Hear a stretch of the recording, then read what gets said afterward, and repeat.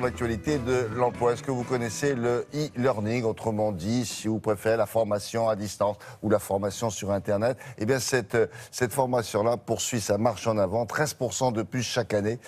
C'est la croissance de ces marchés. Alors, qu'est-ce qui explique un tel succès? C'est ce qu'on va voir maintenant tout de suite avec notre spécialiste, votre amie, Sophie Pignal.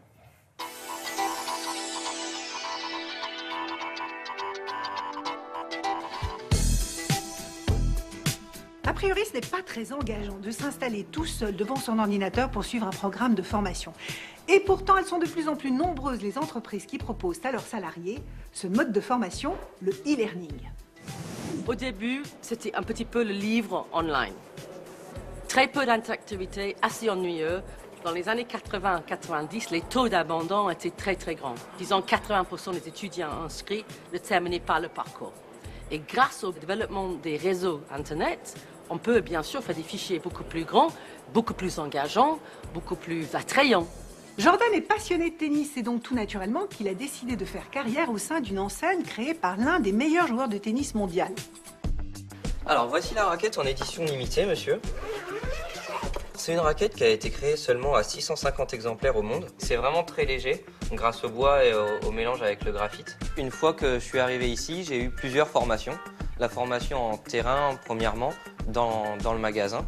Donc avec tous les collaborateurs qui nous aident et qui donnent leurs conseils chaque jour. Et également ensuite des formations en e-learning. Le e-learning, c'est vrai qu'il faut se former vraiment tout seul. Et on est tout seul face à son écran, face à l'ordinateur.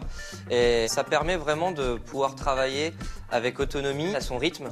C'est-à-dire qu'on peut très bien effectuer toute la formation, si on le souhaite, en une journée, ou l'étaler sur un mois. J'ai travaillé sur tout ce qui tourne autour de la marque et également tout ce qui est autour des particularités des produits. Un des grands problèmes de l'e-apprenant, c'était d'être seul. Et beaucoup de gens disaient « Ah, il y a besoin de profs ».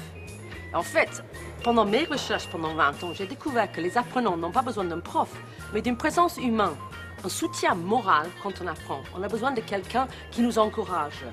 Donc, le social learning qu'on voit aujourd'hui, où il y a un partage, où il y a une expérience d'équipe, où on travaille sur le même projet d'apprentissage en groupe, c'est super parce qu'il y a cet effet de pression des pairs qu'on a aussi dans la salle de classe. On peut partager avec un groupe de personnes qui sont dans le même cours, mais pas dans le même endroit.